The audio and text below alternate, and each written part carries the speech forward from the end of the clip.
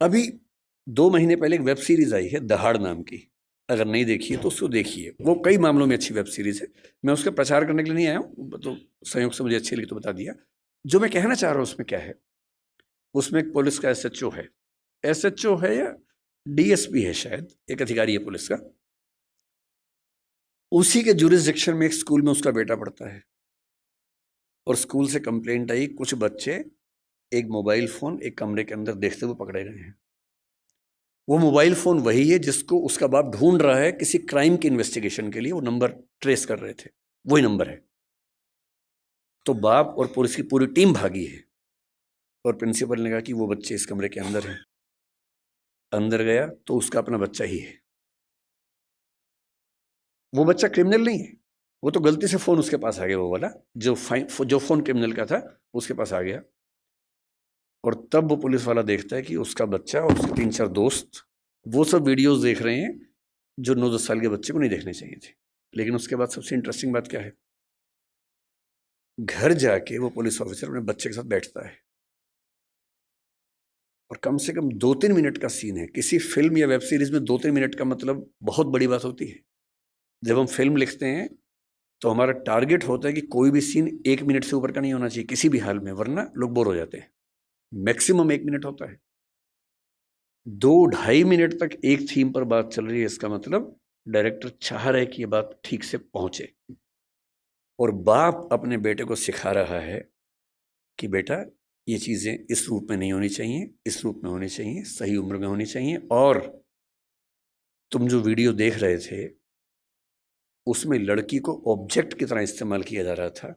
लड़कियां ऑब्जेक्ट नहीं होती हैं, इंसान होती हैं। तुम्हारी माँ तुम्हारी बहन भी लड़की है। ध्यान रखना, जिससे प्रेम करो, जिससे शादी करो, वैसा ही सलूक करना जो चाहते हो कि तुम्हारी बहन के साथ भी हो। ये होती है बाप की जिम्मेदारी, ये होती है माँ की जिम्मेदारी, कि जब बच्चे उस रास्ते पर जाए तो उनको थोड़ा समझाए कि क्या करने की जरूरत है। इस दौर में पहली बार ऐसा हो रहा है कि ड्रग्स इतने आसानी से उपलब्ध हैं जो किसी और दौर में उपलब्ध नहीं थे।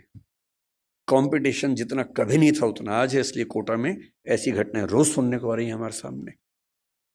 ग्लोबलाइजेशन ऐसा है कि कम से कम आपकी कम्युनिटी में, क्योंकि आपकी कम्युनिटी एक रिच कम्युनिटी है, जनरली आपके बच्चे देश से बाहर यात्रा करेंगे ही करेंगे।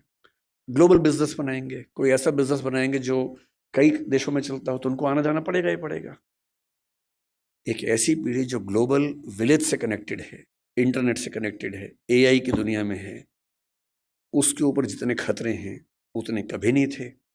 इसलिए पहली बात जो मैं कहना चाह रहा था वो ये है कि थोड़ा सा मुस्तैद हो जाने की जरूरत हम सबको है। बच्चों पे आरोप लगाना सबसे आसान काम है, तू है ही ऐसा, तू है ही वैसा।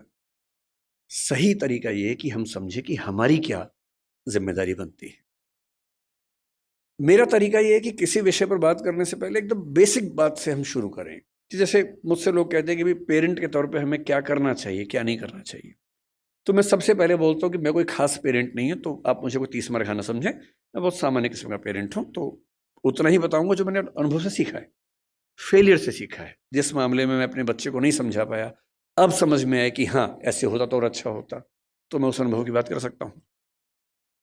सबसे पहला सवाल अपने आप से ये पूछना है कि हम अपने बच्चों से चाहते क्या है, पर्पस क्या है हमारा। अगर पर्पस स्पष्ट है तो तरीके सारे मिल जाएंगे, अगर पर्पस स्पष्ट नहीं तो तरीके नहीं मिलेंगे।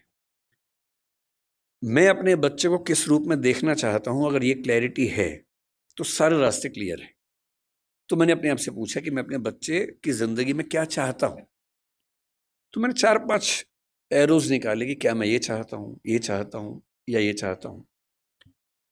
एक चीज मैंने सोची कि मैं अपने बच्चे को सफल होते हुए देखना चाहता हूं, सक्सेसफुल। टाइम हो गया? ठीक है ठीक है, आप जितना कहेंगे 10 मिनट। ये छुप के बोल रहे 10 मिनट, तो मैंने खुल के बोल दिया। तो मेरे सामने 3-4 चीजें हैं कि मैं चाहता हूं कि मेरा बच्चा सक्सेसफुल हो। सब चाहते हैं, आप भी चाहते ही होंगे। सक्सेस का मतलब है खूब पैसा हो, पावर हो, प्रसिद्धि हो, सामाजिक रसूख हो। फिर मैंने सोचा कि नहीं, मैं ये चाहता हूं कि मेरा बच्चा कायदे का इंसान बने, उसमें एम्पैथी हो, पेरेंट्स से, परिवार से, दोस्तों से, समाज से अच्छा संबंध हो, कमिटमेंट्स पूरी करता हो। फिर मुझे लगा ठीक है कमिटमेंट्स, लेकिन मैं चाहता हूँ कि मेरा बच्चा इतना मजबूत हो, स्मार्ट हो कि किसी भी चैलेंज को झेल सकता हो, घबराए नहीं।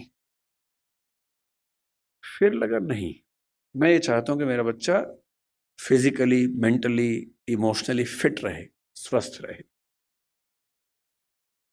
फिर मुझे लगा कि सब कुछ हो तो कितना अच्छा है, लेकिन तभी समझ में आया कि सब कुछ तो मेरे पास भी नहीं है, तो मैं कैसे उम्मीद करूं कि बच्चों में हो ही जाएगा।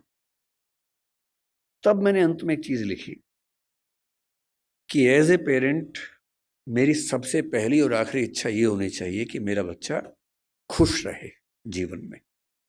इससे बड़ी क्या इच्छा हो सकती है? आप कहेंगे कि हाँ, सक्सेसफुल हो और खुश रहे, ठीक तो है, पर मैं ये कह रहा हूं कि कभी कभी ऐसा हो सकता है कि सक्सेसफुल होकर दुखी रहे, और जैसी सक्सेस आप चाह रहे थे वैसी न मिलने के बाद भी खुश रहे।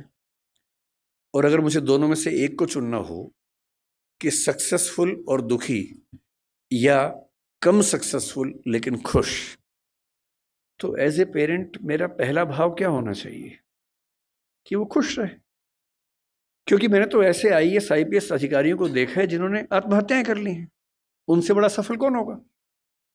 मैंने ऐसे बड़े बड़े टाइकून्स को देखा है बिजनेस की दुनिया के, जो खुश नहीं है, जिनसे बात करो तो लगभग रोते रहते हैं रात दिन, लेकिन टाइकून्स हैं, बहुत अमीर लोग हैं। तो मैं ऐसा क्यों चाहूं कि मेरा बच्चा ऐसा हो? तो मैंने एक पिरामिड बनाया जो शायद आपके काम का भी हो। मैं एकदम क्लियर हूं, मैं अपने बच्चे से हमेशा ये बात करता हूं कि भैया मुझे सबसे पहले ये चाहिए कि तुम खुश रहो, बाकी सब सेकेंडरी है। उसके साथ हो जाए तो अच्छा है, नहीं तो मुझे तुम्हारी खुशी से मतलब है, बाकी सब बातें बात की। खुशी कैसे आएगी? खुशी इस बात से आएगी कि मैं उसके ऊपर अपनी इच्छाएं थोपूं नहीं, समझाऊं, परसुएट करूं। अगर मुझे लगता है कि वो गलत रास्ते में, तो मैं समझाऊं कि बेटा ये रास्ता गलत है, रीजन बताऊं, डिस्क्राइब करूं, उसे सही रास्ते पर लाऊं, समझ जाएगा। क्यों नहीं समझेगा बच्चा? पर मैं अपनी जिद में उसके ऊपर उसका करियर इंपोज करूं, नहीं तुम्हें यही करना होगा, तुम्हें इससे ही शादी करनी होगी, तुम्हें ऐसे ही जीवन जीना होगा। तो मैं ऐसे कई लोगों को जानता हूं जो बहुत सफल हैं और अपने माता पिता से, स्पेशली अपने पिता से नफरत करते हैं। नफरत बहुत भारी शब्द है, लेकिन वो नफरत ही करते हैं। वो कहते हैं कि मेरे पिता ने मुझे जबरदस्ती ये विषय दिलवाया, इंजीनियरिंग करवा दी, मेरी इच्छा नहीं थी। मेरे पापा ने मुझे जबरदस्ती आईएएस का एग्जाम दिलवाया, मेरी इच्छा एकदम नहीं थी, मेरी इच्छा सिंगर बनने की थी। क्योंकि मैं पढ़ने में ठीक था, मैं बन भी गया सिविल सर्वेंट। मैं सिविल सर्वेंट हूं, मैं नौकरी कर रहा हूं ठीक से, पर मुझे मजा नहीं आता है, मैं रोज दुखी होता हूं। और आज भी मेरे पिताजी मुझे कहते हैं, उसने कहा कि मेरे पिताजी मुझे रोज धमकी देते थे कि अगर ये काम नहीं किया तो मैं सुसाइड कर लूंगा, ये कर दो वरना मैं ये कर दूंगा, ये कर दो वरना मैं वो कर दूंगा। और हमारा पूरा परिवार उनके खौफ में जिंदगी जीता रहा। हम सब सफल हैं उनके दबाव की वजह से। पर 3 दिन पहले मेरे पापा ने, फिर ये बात 10 साल पहले कर रहा हूं मैं, 3 दिन पहले मेरे पापा ने मुझे फोन किया मेरी शादी के लिए। अब मुझे मार पीट के सिविल सर्वेंट बना दिया है, जो मेरा मन नहीं था। आप कह रहे हैं बेटा लड़की फाइनल कर दी है, इससे शादी करनी है, और मैं किसी को जवान दे चुका था। मैंने कहा पापा मेरी किसी से बात हो गई है। बोले बेटा आत्महत्या कर लूंगा। और उसने कहा कि आज मेरे मन में पहली बार आया कि बोलूं कि कर लो। मैं रोज करूं इससे अच्छा आप एक बार कर लो। मैं 15 साल से कर रहा हूं, एक बार आप भी कर ही लो पापा। अगर इतना इंपोज करके आपने सफल बना भी दिया, तो अपने प्रति जो नफरत पैदा कर लेंगे वो ज्यादा भारी पड़ेगी। इसलिए बच्चे की खुशी का मतलब है ऑटोनॉमी, उसकी इच्छा का सम्मान। हाँ, जहां वो गलत है समझाइए, परसुएट कीजिए, कन्विंस कीजिए, दबाव नहीं। जिसकी जिंदगी में एक मिशन हो, अपने मन का काम हो, और ठीक ठाक से रिश्ते हों, 2-4, एक दो बढ़िया दोस्त हों, परिवार ऐसा हो कि जहां आके उसको मजा आता हो, शाम को घर आते हुए अच्छा लगे, ये नहीं कि अब रात गुजारने के लिए जाना ही होगा। उससे सुखी जीवन किसी का नहीं है। और इसलिए मेरा तो उसूल ये है कि दबाव डालकर अपने बच्चे से कुछ भी ना करवाना है, ना सोचना है। उसके बाद सारी बातें आती हैं नंबर 2 पर मैं चाहता हूं कि मेरा बच्चा एक कायदे का इंसान बने, उसमें एम्पैथी हो, माँ बाप के संघर्षों को समझता हो, समाज को समझता हो, परिवार का महत्व समझे। इतना ही नहीं, आप तो जैन समाज से, और मैं भी कई मामलों में मन से बहुत नज़दीक हूँ। मैं सिर्फ शाकाहारी होने के नाते नहीं, मैं उसी तरह का व्यक्ति हूँ जो आपके समाज में ज़्यादा होते होंगे। अगर मैं बैठा हूँ और कोई मच्छर वहाँ उड़ रहा है या चींटी गिर गई है तो मैं उसको उठा के बाहर छोड़ के आता हूँ कि मर ना जाए, वो मेरी वजह से ना मरे कम से कम। तो मेरा स्वभाव वैसा है।